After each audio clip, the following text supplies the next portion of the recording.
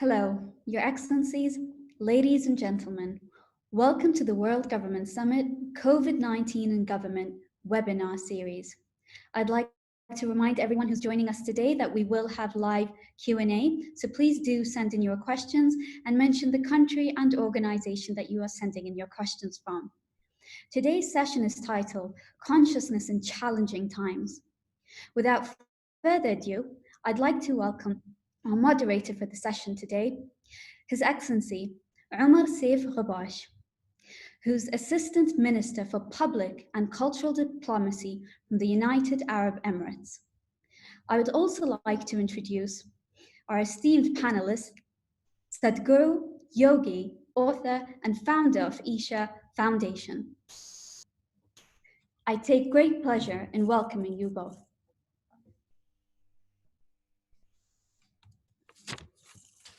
Thank you very much. Sadhguru, it's really wonderful to be able to meet you. Wonderful to converse with you, Omar. I've heard much about you. I heard you have a great Russian connection also. Yes, that's true. And actually, if you didn't have this virtual screen behind me, you would be able to see a bust of Tolstoy behind me. So, yeah, it's an honor to be able to host you today, and I want you to know that you have many fans in the Emirates, both Emiratis and residents here. So you're not an unknown here at all. Your reputation definitely precedes you. You've written quite a few books, and one in particular that I found very interesting is on inner engineering. And I really like the idea that you could actually almost mechanically sort yourself out in a certain sense. I also find it fascinating that you think of yourself and you describe yourself as a contemporary guru, where you speak in the language of the modern era, but you're projecting ancient wisdom in these modern terms. And this is perhaps why you're so popular and so well able to connect. I'm also particularly surprised at the amount of energy that you have, because I do believe that you were doing a talk just before you came onto this one. Yes, just now I finished one, and there are two more after this. Well, I'm very impressed. Well, hopefully we're going to ask you questions that you don't know how to answer. So this will make this a memorable talk for you. I think what we would like to do is talk about basically initially the individual emotional state and well-being, and then we'd move on to something related more to governance and government itself and policy making, and then maybe if we have time we'll go and look at broader global dynamics. So there is one question that everybody seems to be asking at the moment around COVID, which is, has anything changed? Are we now going to be all of a sudden kinder, more generous, more understanding, more environmentally aware? Are we coming to a different kind of consciousness, or are we going to revert back to our old ways? How would you see that? Well, you're talking about a post-COVID scenario, but not a single scientific voice in the world has clearly told you when is post-COVID, all right? Nobody has made wild guesses are there, but there is no clear estimation when is the period that we can call as post-COVID. So, having said that, in my opinion, let us say by September, before fall time, if this is all over, I think within another 3-4 months' time, everybody will get back to everything as usual. But if it lasts for 12 to 18 months, then the very way people think and relate to people around them, life around them, could change dramatically, because that is a long enough time for people to even unconsciously engineer themselves in a different way. But 3-4 months, I don't think they are changed, because right now they are just waiting and raring to go, shopping and movies and this and that and everything, I know this. So if it goes away in the next 3-4 months, definitely maybe economies in the nations may not allow them to bounce back very quickly, but in attitude, they will bounce back, economy will slowly has to come back anyway. Yes. I would agree with you. That's actually a good way of looking at it, that if this only lasts for a particular period of time, if it doesn't become a deeply entrenched way of life, then there's not much reason to expect people to move on. However, even in this time, people are suffering an immense amount of anxiety around a number of issues. Number one, getting ill. Number two, avoiding getting ill. There's the economic anxiety of not being able to work or having lost their jobs. How would you suggest people, I mean, this is a great opportunity to put forward ideas on how people can actually begin to think about living a better life, living a more integrated life. See, whether there is virus or no virus, we must first of all understand the present virus situation is just a social situation, it's not an existential change. Existentially, these things are always there. Socially, economically, for human society, something has changed. But existentially, nothing has changed. In fact, every other creature seems to be very happy that human beings are homebound, all right? Yes. So, we must understand the difference between existential shifts that happen in the world Mhm. and social shifts that happen in the world, psychological turmoils that people go through.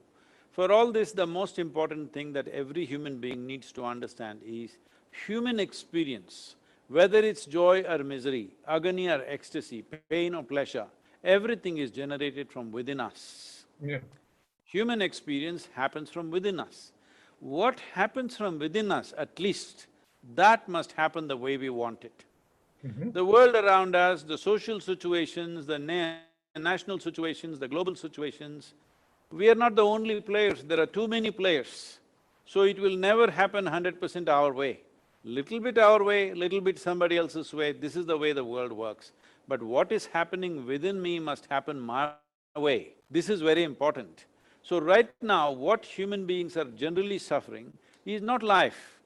They're suffering their own thoughts and their own emotions. So, if you are suffering your own thought and emotion, what it means is the complexity of thought and the complexity of emotion that a human being is capable of, no other creature on this planet is capable of right now. So essentially, you are suffering the evolutionary promotions that you got. If you were like an earthworm, if you had the brain of an earthworm, you would be very peaceful. Right now, because you have the brain of a human being, you are not able to handle it. So essentially, the problem is you have an intelligence that you don't know how to handle. Yeah. So when your own intelligence, if you turn it against yourself, then there is no way out of it. Nobody, no power in the universe can save you. Right now, this is the condition because when they were going to work, it's always so, but now to give an example of this virus times, when they were going to work, they thought the source of misery is their boss. When they were going to work, they thought the source of misery is traffic and something else and something else. Well, none of those things, you are happily at home, but no, you are not happily at home, you are home and suffering. This always happens to people, they come to me and say, Sadhguru, my boss is not even human, my mother-in-law is another alien creature, my wife, she's impossible, my husband is insufferable like this. Then I tell them, you come here, stay with me, I will make sure your boss, wife, husband, nobody comes here, just you. We'll give you a nice place to stay, good food to eat, you don't have to do anything. Yeah. Only thing is, I will make random checks on you. When I check, you must be joyful. If I find you miserable, I don't believe in feeding misery, so we won't feed you from that day. But if you're joyful, I will feed you for the rest of your life and take care of you. Well, in 24 hours' time, you should see in how many shapes they will twist themselves. Because human beings are miserable not because of something else, simply because they do not know how to handle their own thought and their own emotion. Hmm. Two important things that they are suffering, two basic faculties which set us apart from every other creature is, we have a vivid sense of memory and we Yeah. have a fantastic sense of imagination. Yep. This is what makes our life rich. What is wrong with an earthworm or a grasshopper or a locust for for that matter? They're also fine. It is just that our experience of life is richer only because we have such a vivid sense of memory and a fantastic sense of imagination. So what is human beings suffering really look? What happened 10 years ago, they're suffering. What may happen day after tomorrow, they're already suffering. What does this mean? They are not suffering their life, they are suffering their own memory and imagination. Mhm. Well, that's fantastic because that kind of leads me into another question. I know that you, in your books, have talked about the power of memory and how, we don't have just the memories that we have in our minds, but we have the memories within our, we have karmic memory, we have genetic memory, we have kind of physical and elemental memory. So my question is, for us in the Middle East in particular, memory is what gives us our identity. We know where we came from, we know what happened a generation ago, 2 generations ago, 10 generations ago. And in a way, could it be that that is causing part of our misery? I'm wondering. Not to say that we're all miserable, but how do we maintain our identity and disconnect from the pain? See, now you're just talking to me, I'm from India. Here we talk about, we say recent times means we mean 1,000 years ago. Yes, of course, yeah. So, we are talking about 10, 12 millennia of memory. So this makes the culture very rich, but Yeah. you can also get entangled in that culture. Hmm. You can very easily get tangled up in that culture, too much identified with it. Well, the richness of our culture comes in the form of our clothing, our food, the way we live, the way we greet each other, the way we meet and mingle, all this stuff. Yeah. But this does not fundamentally make you a human being. What makes you a human being is the basic existential life throbbing within us right now. If this life is taken out of me, this body and what this is as good as the mud on which I am walking upon.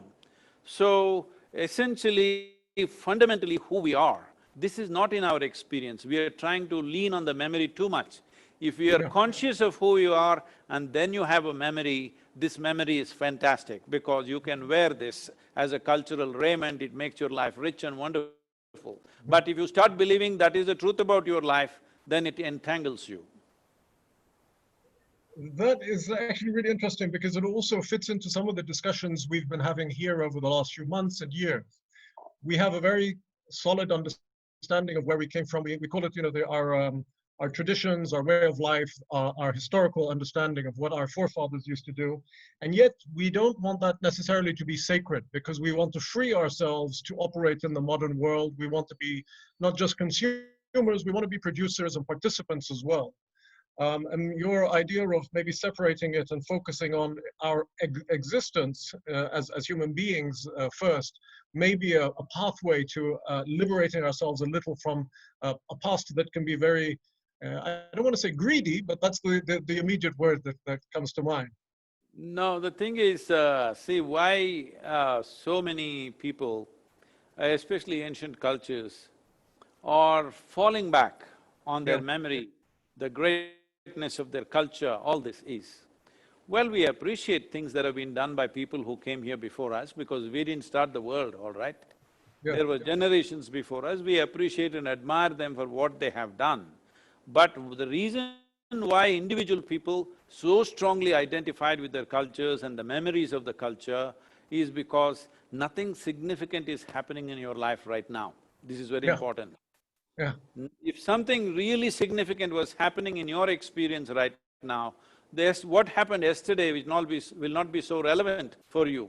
When nothing very significant is happening, you will always gloat about the greatness of yesterday.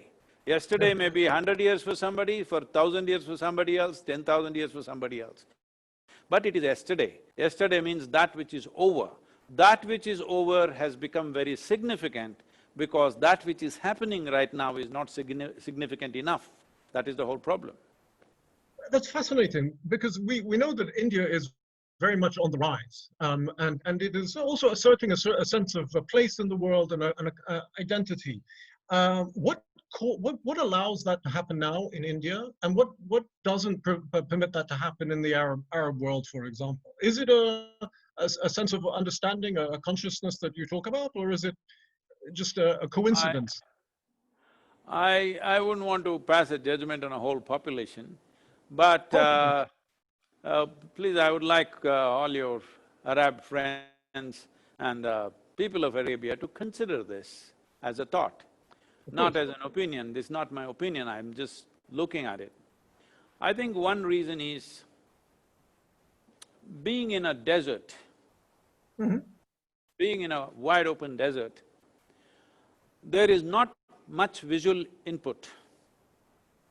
So because there is not much visual and auditory inputs, mulling on your memory is a natural process. Mm-hmm. So they keep on, like chewing the cud, like how a camel chews its cud, you're chewing your memory, what Mm-hmm. happened yesterday, what happened in my father's time, in my grandfather's time, Mm-hmm. because there is not enough input on a daily basis. Mm-hmm. Suppose you were in a tropical forest, you will never think about yesterday because too much is happening out here in the forest. I'm saying, if you were here 100 years ago or 1,000 years ago, the Yeah. input that is going into those who live in a desert and the input that goes into those who live in tropical lands is very, very different. So because of that, this is just my… I'm just thinking through right now. Yeah. Yeah. It is possible, because of that, people who lived in desert always talk about the greatness of their fathers and forefathers and things like that, and from that comes the context of lineages being very important. But Mm-hmm. in a culture like India, lineages have never been important. People have tried to create lineages, but it's never really worked. It works for 2, 3 generations and then it breaks down right there because everybody is aspiring all the time. Mm-hmm. Because the fundamental ethos of this nation has been that this has not been a nation of believers, this has always been a nation of seekers. So the Great. first and the most highly valued thing in this culture is that when somebody says, "I do not know," the yogic culture completely identifies. We always teach people to identify with your ignorance. Uh-huh. Because our knowledge, however much we have, essentially what we call as knowledge is what is in our memory. Mm-hmm. Whatever we have accumulated in the form of memory, it may be in our head, it may be in our book, or it may be in the computer today or in a chip, but essentially it is memory that we are calling as knowledge. Whatever knowledge we might have acquired, how much ever the volume of it is, in comparison to the creation and the cosmic space, it is a minuscule. If you identify with that knowledge that you have, you will become a minuscule in your approach to life. Mm-hmm. But our ignorance is boundless. When we identify with our ignorance, then there is a boundless possibility.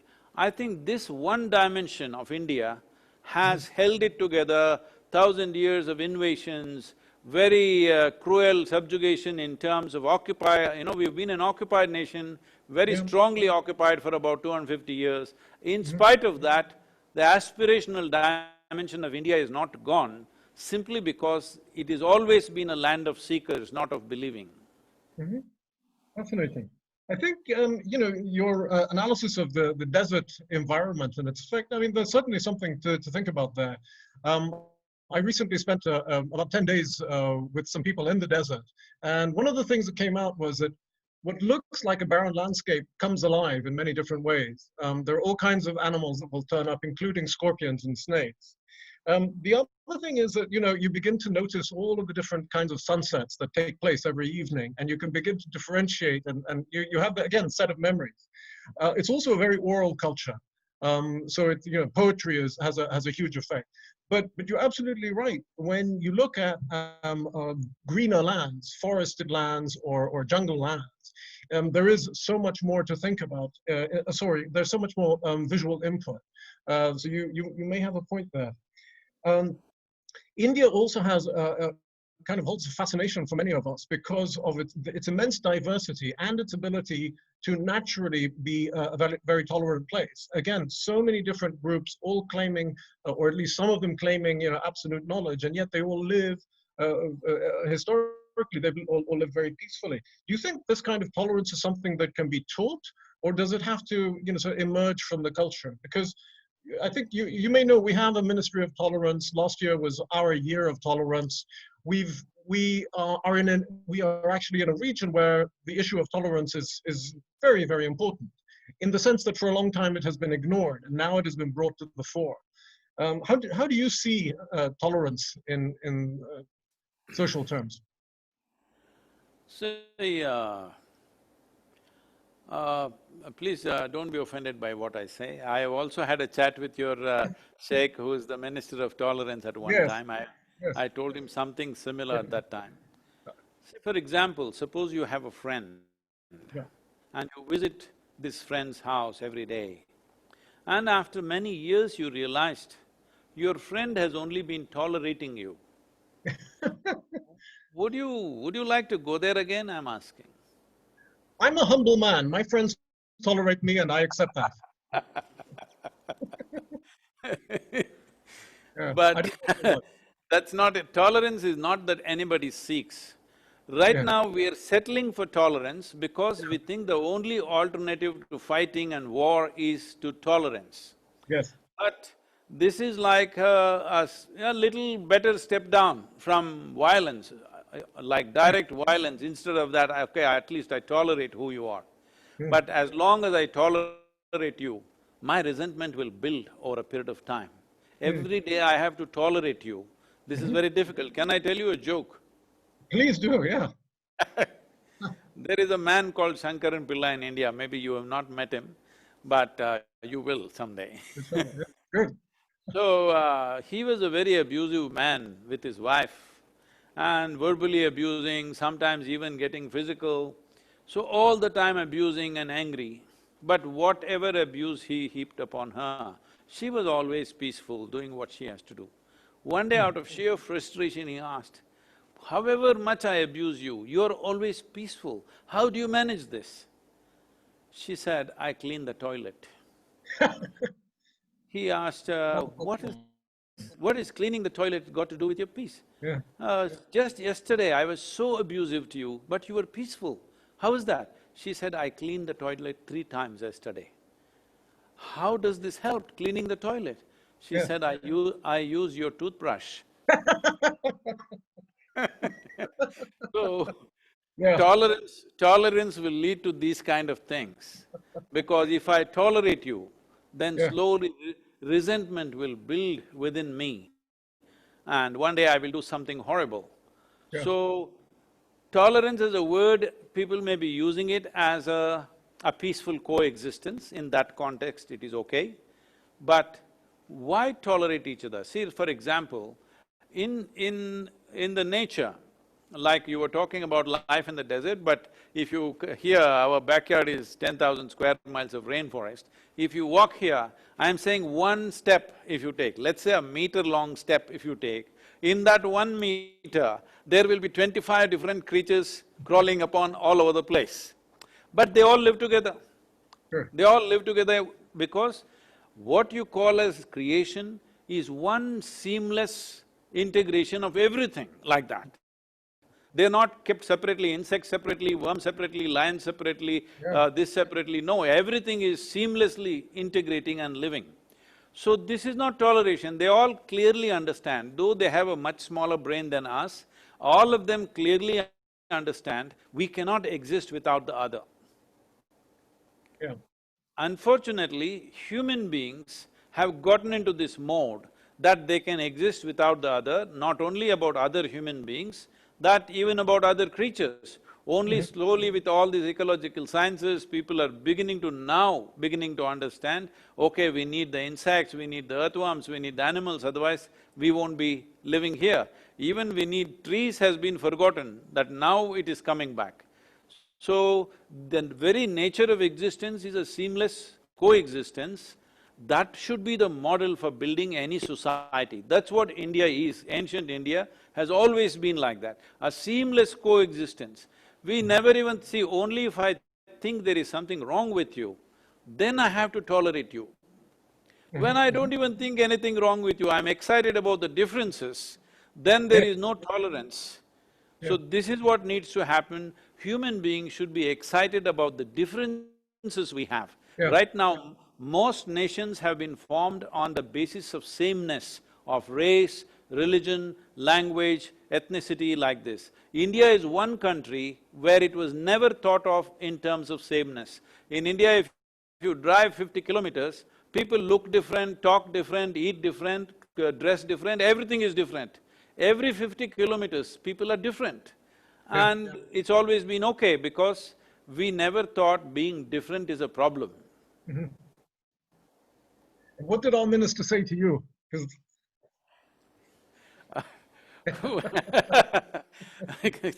Sheikh Nayan is a good friend now. Yeah, And he's a great man. He's a wonderful he's a person. wonderful man. And when I was talking and he was in the front row, I did not know he is the Minister of Tolerance. I spoke about tolerance in a demolishing tolerance totally without knowing that he is… Then after the talk is over, they're coming and introducing him to me saying he is the Minister of Tolerance. I apologized to him, "Sir, I didn't mean anything wrong." No, there are many, many different views of the word tolerance, and I think for us, I think it's just a placeholder for a time when we won't need things like that anymore. But we've come in the region. I think you'll know that we came to a stage where even basic tolerance was a massive requirement because of this. Instead of confrontation, Yes, yeah, tolerance is a better step. absolutely, yeah, It's a wonderful step. yeah. All right. We're going to follow that with communication, learning about each other, swapping stories and so on. One of the So the important thing is we must get yeah, excited yeah. about our differences. I'm just thinking if your headgear works better than mine, I may change. Well, if only you knew. I have a question. I have always wanted a beard like yours, but I'm not allowed to have it because my loved ones will not accept it. How did you manage? I didn't do anything about it, so it happened. Um, I I also noticed in your writings and the way in which you describe things, language is extremely important in the way you present your ideas. And I'd never really thought. I always knew that trees were vital. They're the lung of the earth. Forests are incredibly important, but I never actually thought of it as we are actually in sync with each other. I breathe in what the tree breathes out, and so on. And actually, just the way you described it created a very quick connection with me that years and years of listening to it haven't. So how important is language, and how much time do you spend thinking about how you explain things? Because the way you explain it is fascinating. That's because I don't think. People are always asking me, recently I was riding with some young boys and, I'm a little bit I'm little strong on the throttle. So, I feel. so they were asking, "Sadhguru, what are you thinking when you're riding?" I said, "Why am I thinking? I'm just riding." Because I don't think. The thing is with me, right from my childhood, I kind of made perception more important than expression. Mm, That is, what you absorb is far more important than what you throw out of you. mhm, So I think in today's world, one of the major problems in the world is people have no perception. They have mhm. accumulation of information, but they have Yeah, no perception. For them, a tree is just a word, a tree is not a living thing. yeah, But if they had paid attention, this would be very simple. Probably you got this from, like how we started this Project Green Hands and Rally for Rivers movements. See, when I saw that what is needed is tree plantation, we have to increase the green cover in a tropical land, otherwise our land will become desert. yeah. Desertification is happening very, very rapidly, UNCCD, and we are working together as partners right now. So, when I saw that this is happening and when I tried to speak to people about trees, they look like, what is Mm, it that you're talking about? yeah. What is it? So I knew that it has to be an experiential thing. So, first 6 years actually, I spent time planting trees in people's heads, which is very difficult terrain. So I devised a simple experiential process that you sit under a tree and you close your eyes and inhale and exhale, and Yeah. actually you can experience this, that one half of your breathing apparatus is actually the tree. Without Yes, it, yes, you wouldn't be breathing. yeah. So once this became a reality for thousands of people, now you can't stop them planting trees, they are just going everywhere and doing it. They don't need any inspiration from me. Yeah. I actually read that quote out to my family today about sitting with the tree for a few minutes a day. I can't remember if it was 11 minutes or… And in any case, it's an experiment that I shall be carrying out very soon. I'm Um, sorry, I didn't answer that question about language. yeah. Yeah, I don't know how to say this. It's just that I went to school only when it was absolutely necessary. So I did not really… It's very difficult to explain to people. I never learned any grammar, either in English language or in our local languages. I never learned grammar. Yeah, Even today, I don't know what is a noun, what is a pronoun, what is it. Okay, I just know the language from what I've heard from yeah, people. So I made a very conscious and a stringent effort to remain uneducated. hmm, Why I'm saying this is something that I noticed very early on in my life. See, the moment a child is born, everybody is trying to teach him something. yeah, Parents, every other adult, teachers, pundits, priests, all kinds of people, everybody trying to teach you something that's not worked in their life. yeah, yes, yes. So, I learned to pay attention without giving any meaning to whatever they are saying. I never ignored anybody, always paid attention, Yes, but never gave any meaning to what they are saying because I looked at them and I know what they are saying never worked in their life, obviously. People are saying great things all over the place, but it never worked. So, I mean, to put it in perspective, my daughter, I've been traveling insanely. Only for the first time in the last 40 years, I stayed home for over 75 days just now, thanks to the virus. same. So, though I've been traveling and I kept a very intimate relationship with my girl, and when she was around 13 years of age, she went to school and something happened in the school, she was a bit disturbed about that. She came home and then she said, as a rule, I made a rule because we were traveling always, I told everybody, nobody teach her anything. This was a little baby traveling with me, so I said, you will not teach her anything. No ABC, no 1, 2, 3, no Mary Good. had a little lamb. Because I didn't care whether Mary had a lamb or not, what does it mean to me whether she had a lamb or not? So I said, don't teach her anything. Because nobody taught her anything, by the time she was 18 months old, this may sound like an exaggeration, but this is real. By Yeah, the time she's 18 months old, she was speaking 3 languages fluently. Without any ABC, nothing, she just speaks like that. And by the time she's 4 years of age, before she went to school, she yeah, had over 800 friends. She thought they are friends, but they're all adults, all wow, 30, 40, 40-year-old people, but she thinks they're all her friends because I never created that thing for her that I'm elder to you, you are younger to me, you must listen to me. This was yeah, never there. She thought they're all her equals and she spoke to them and addressed them by their name. Even today she calls me by my name, my first name, not by as father or anything. So one day she came disturbed. So she said, you're teaching everybody so many things, you're not telling me anything. I said, see, I don't do anything unsolicited. Now that you've come, you sit down here. yes, I said, this is all you have to do with your life. Never look up to anything or anybody. Never look down on anything or anybody. This is all. She just looked at me like this, her eyes asking me the question, what about you, kind of thing. I said, especially me, if you want to know the value of who I am, you yeah, must see me for what I am. If you look up to me, maybe you will nail one of my pictures on your wall. That's not mhm, going to make any difference, that's a waste of me. You yeah, must look at me just for who I am. Then I will be valuable to you. Everything in this life is valuable to you only if you look at it the way it is, mhm, not because you look up to it or look down on it. So if you do this one thing, your perspective gets settled.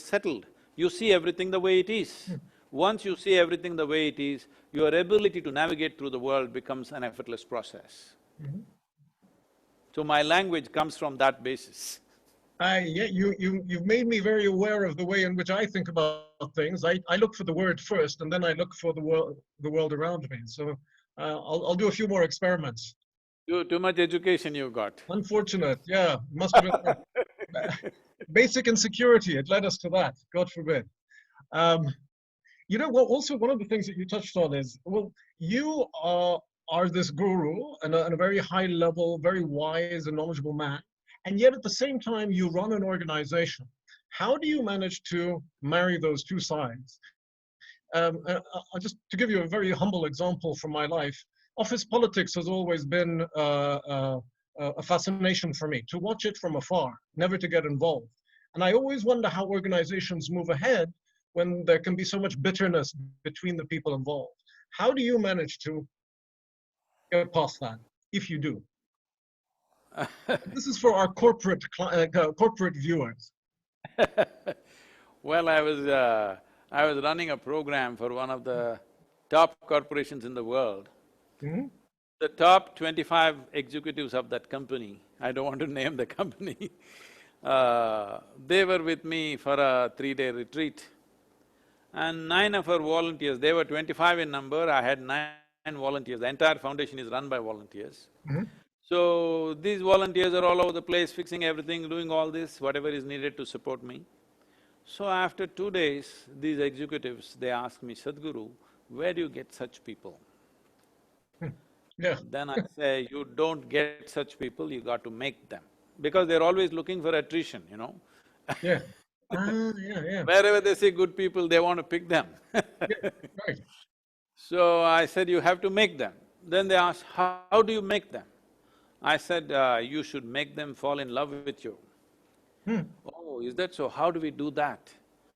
I said, first you must fall in love with them. Hmm. Then they said, oh, they don't pay us for that.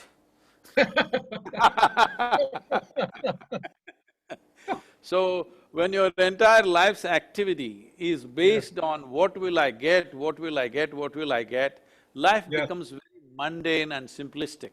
Yeah. Because what will you get? You will get nothing, all right? Yeah. You will get nothing, everybody leaves this world with nothing. You will get Yeah. nothing. The only thing that you have as a human being is, in terms of your experience, the profoundness of your experience. Hmm. In terms of activity, the impact that you can make on maximum number of lives. This is all you have. It doesn't matter what is the nature of your work. This is all it is, whether it's politics or diplomacy or spirituality or Sure. business or whatever, this is all you have. Profoundness of your experience, the impact of your activity, this is all it is. So for this, why are you making it so complicated? Because without profoundness of experience, there is no real impact. It is a Yeah. surface impact. You cannot cause impact in other people's lives unless there is some profound experience within you. Well, even the basic unit of a society, which we call as family, which is an organization by itself. Oh, yeah. Essentially, why people have made family so important in their life is because this will bring them a little profoundness of experience, some sense of love, togetherness, stuff like that. And this is the only place most people can only impact their family and nothing beyond their family. Yeah. Or even there, they may be failing to impact them. We Yeah. don't know. But the reason why family is so important is, this one is it could nurture profoundness of experience and it allows you to impact. So, you are important for those people. Why? Because in some way you have impacted them. So, this sense of impact need not be limited to biological connections that we have, nor profoundness of experience need to be limited to our biological limitations. Because once we have become human, there is something within us which is always longing to expand. If it finds a very basic physical expression, normally it gets labeled as sexuality. If it finds an emotional expression, we call this love. Something that is not you, you want to experience it as myself. That is the whole idea. Whether it's sexuality, love, if it finds mental expression, we will call it conquest, ambition, or you're from UAE, so we can just call it shopping. But we do it with style. Not you, others come and do it. So if it happens consciously, then we Yeah. call it yoga. Because the word yoga means union. The word yoga does not mean twisting and turning your body, word yoga means union. That means the boundaries of your individuality you exceeded. Yeah. You went beyond the limitations of your own physical boundaries. That is when we say you are in yoga. So essentially, everybody is longing for that union. Somebody tries physically, somebody tries emotionally, somebody tries with their mental projections. But if you consciously approach this, it will be a very fulfilling and settling process, because once you experience something or somebody as a part of yourself, then we don't have to teach you any morality. No ethics are needed, no guidelines are needed, no scriptures are needed to tell you this is how you should behave with another human being. That human being that you experience as a part of myself, with that, you are perfect in your behavior, you will be fine. So Sadhguru, I'm asking, as they say, for a friend um, who has read your book, and he would like to know, basically, he wakes up in the morning, comes down for breakfast, his family are sitting around the table, everybody is in a bad mood except for him because he's read your book. He's happy, he's joyful, he's full of spirit. And everybody is looking at him with anger in their eyes. Is he not better off also pretending that he is sad and miserable in order to avoid their increasing frustration with him? How can he pull it off? Well, see, both joy and misery are infectious. Yeah. Yes, So, if very good. everybody around you is miserable, you have an immense responsibility to be joyful. But if you laugh in their face when they're unhappy Yeah, okay. see, You have to choose the time, I think. yes, yes. They see, joy does not mean you have to do… See, the freedom of joy is that you can conduct your life whichever way it is necessary. Yes. See, miserable people are not flexible, they are rigid, this is the way I am. But if you're joyful, you can conduct it whichever way they want. So if you're very joyful at the breakfast table, they are all miserable, you can at least try to sing a sad song for them, for the mood that they are in. I'm sure they'll burst out laughing. Again, it wasn't for me, a friend, as I say. But I'll tell you how it goes tomorrow. Um, Sadhguru, we're coming kind of to the end of our time. We've got about 15 minutes left. There are a couple of questions. One particular question seems to be repeating itself. How does one deal with the loss of a job at this time? And in the past, you could lose a job and then always find another job. Right now, the whole world economy seems to be in a different state and shrinking. And then you have, of course, the replacement of humans with technology and with artificial intelligence.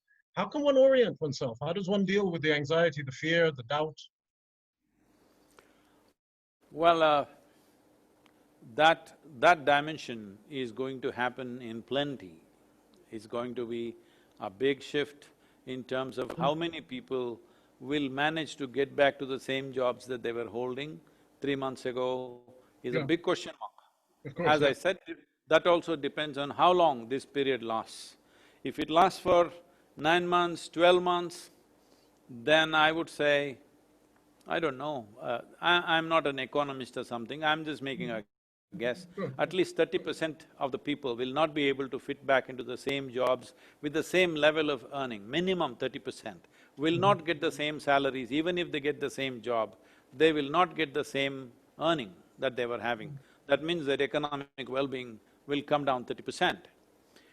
If it lasts for 18 months to 24 months, I hope it doesn't, but Yeah. there is no projection anywhere to tell us it will end in a certain period of time, because many places that we thought where the virus is over, the second wave is already beginning to happen in various places, so we do not know how it'll behave.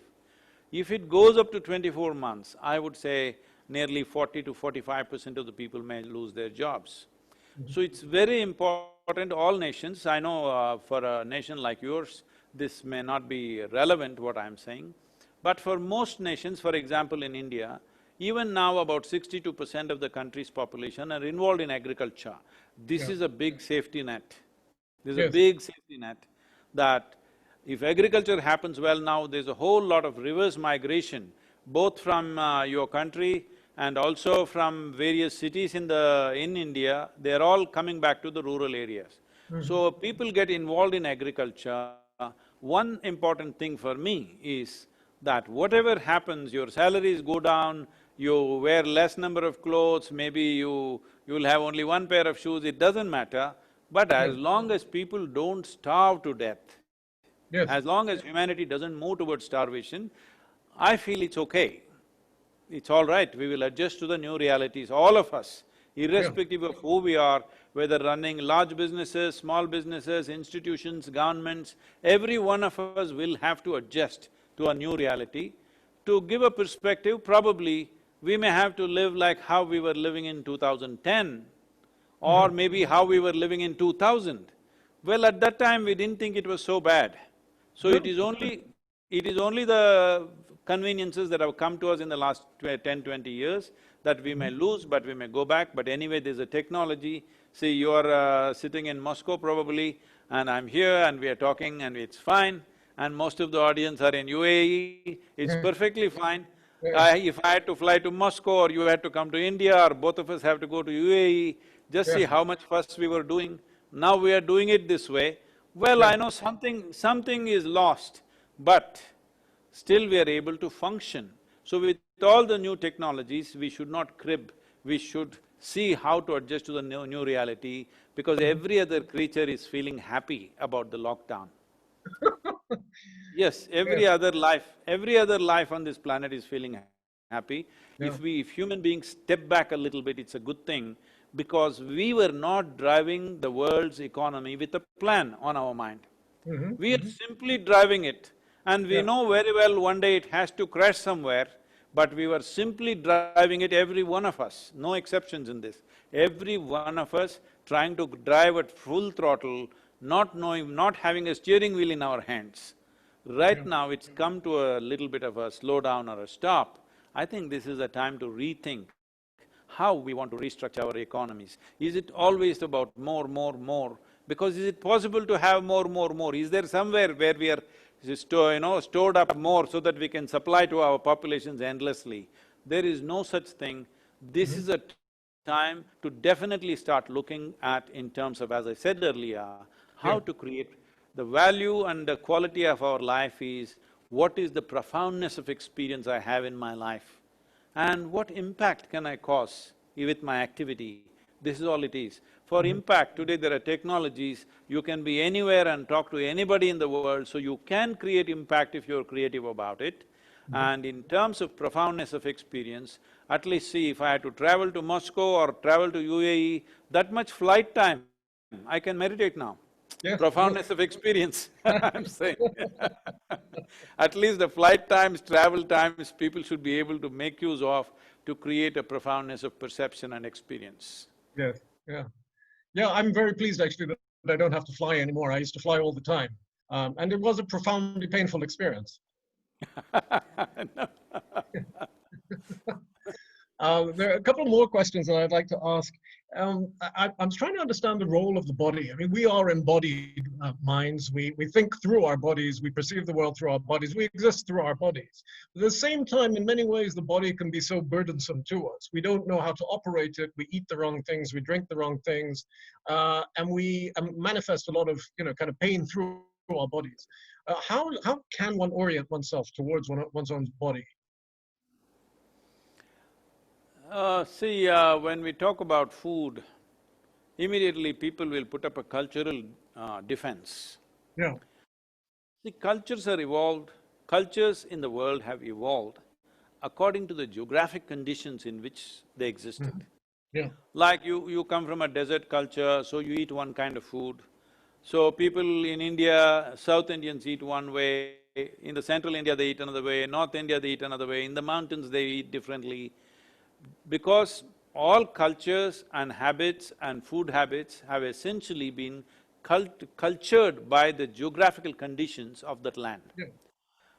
Because those were times when you were not flying away, so generally we lived in the same place where we were born for our entire lifetimes most of the Mm. time. Most human beings, except a few adventurers and maybe soldiers and business people traveled out, that was a very small percentage. Mhm. Most of the population were born in the same house and died in the same house, always. They never ever went anywhere else. Their movements was very, very restricted. So naturally, everything that they did, what they ate, how they dressed, everything was related to the geographical conditions. Having said that, In a particular condition of life, maybe certain things which are available may be most suitable for our body. Now, if I talk to my Arab friends, they always say, Sadhguru, you must eat some date, at least one date a day you must eat, then only you can be healthy. I say, all right, if you bring me the Lebanese dates, I will have one, but where do I go and pluck dates in South India? So, like everybody has these things based on the geographical conditions, and this is very important because the land that we walk upon and the body that we have assimilated are not very different. Hmm. So in the yogic culture, there is a guideline for the yogi. This is not for an ordinary householder. For a yogi, you must eat only what is grown within the radius of the distance that you can walk in a day. Oh, wow.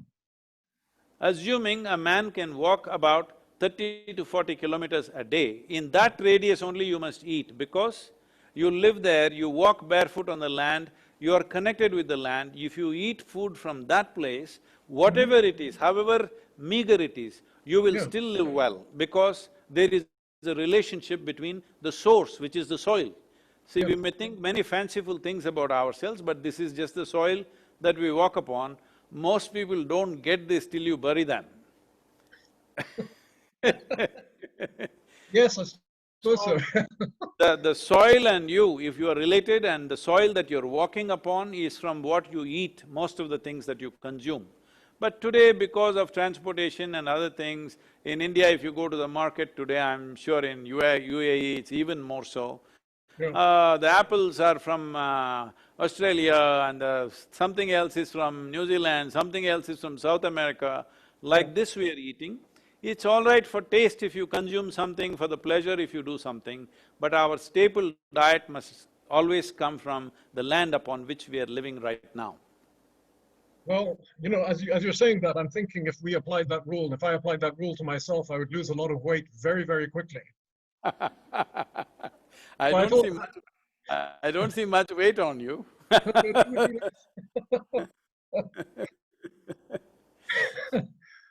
and I think I owe it to the summit to ask about government. Again, coming back to the idea of well-being and the idea of the power to regulate, the power to pass laws, the power to promote certain aspects of life. How do you think, or how do you see governments actually promoting well-being? And is it possible, or should it come from society? Should it come from interactions like this, or? See, the larger well-being of a given society is definitely a consequence of the policies that a government or the rulers pass. It's Mhm. very, very important. So this is why a wise collection of people as ruling establishment anywhere is most important, Mhm. because what sort of policies they pass will determine the lives and the quality of lives of millions and millions of people. Sure, So yeah. definitely policy is a very important part. But can policy bring individual well-being? No.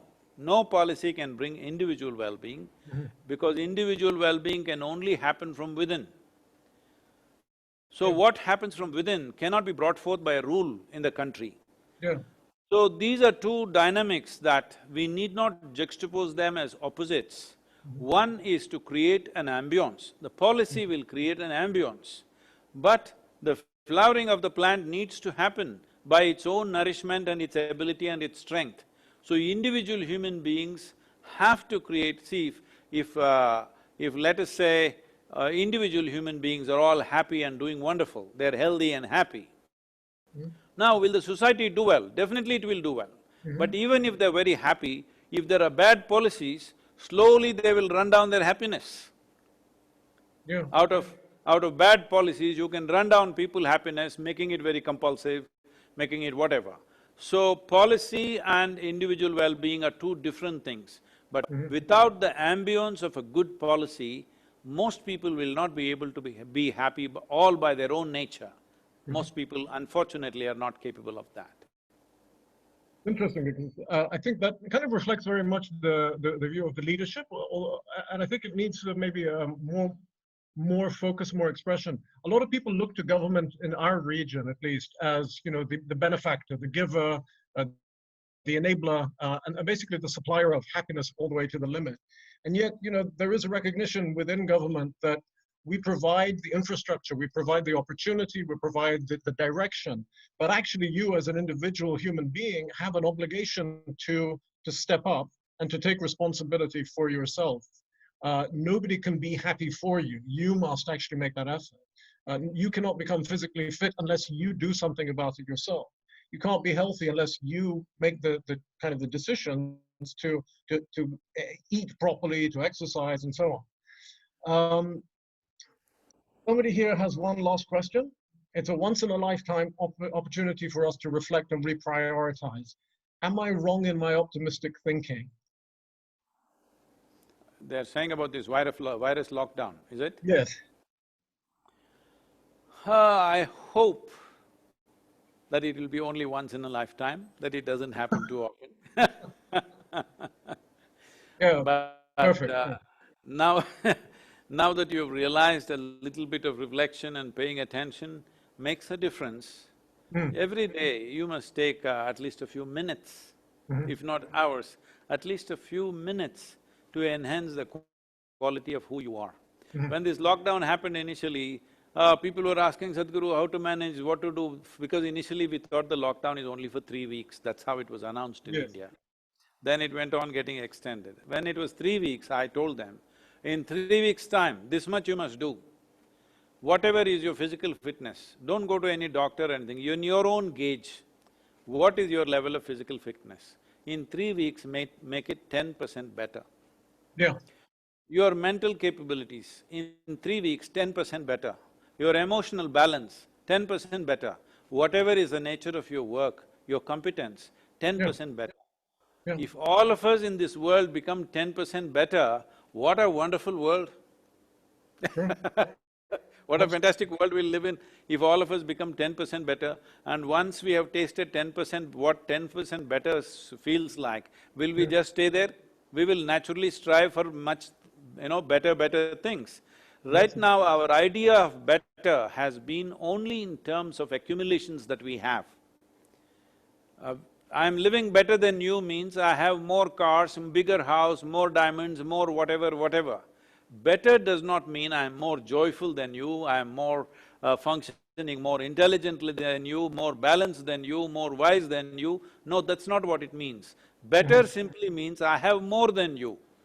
This has to go. I know this is not good for a shopping complex owners and things like that, Yes. but this has to come for the sake of this planet and for the sake of future generations. This Yeah. has to happen, and for the sake of this generation, because you cannot, as you already said, you cannot bring happiness from outside. Yeah. We can bring comfort and convenience from outside. We cannot bring joy or happiness from outside, nor can we buy misery from outside, we must know this. Yeah. Both are created, all human experience is created from within. So if this understanding and if this realization doesn't come to humanity, we are driving this economic engine without a plan, without a steering wheel, it's just going. Yeah. We are living as if we are the last generation. This has to change. If virus has brought wisdom, I bow down to the virus, Yeah. because if I could not do… if virus does what I could not do, I will definitely bow down to the virus. Well, Sadhguru, I really am very, very grateful for this opportunity to have been able to speak to you. I have done my best to try to represent other opinions and other questions, but I was greedy and I asked you mostly my own questions. I really feel touched and enlightened, and you have a big fan here. And I'll have to now hand over to our controllers, specifically Reem, and thank you very much, and I hope to see you Thank soon. you. Thank Omar, you. hope we'll catch up with you somewhere, I don't know whether in Moscow or in Dubai or I'll come wherever. and visit if you invite. Thank you. That'll be wonderful. Thank you, Your Thank Excellency. you, Rima. Thank you, Sadhguru. I think it's been a pleasure. We've all got, one thing in the MENA region for a lot of it is the weekend. So, and I think for all of us, we're going to be thinking about all of these things of, wait, I need to reprioritize a few things that I've been doing. And I think, like you mentioned, Sadhguru, the virus has been a silver lining. It's It's enlightened us to think about things outside the box. It's enlightened us to think about things we never used to prioritize, our health, connections with our families, things like that. So thank you so much, and thank you, Your Excellency, also for joining us today. It's been a Thank true you. pleasure. I wish you all to stay safe, take care, and hopefully we get to meet wherever, whether it's in the UAE or India, hopefully very soon together. We will definitely meet. Thank you. Thank Please you. take care and stay safe. Thank you.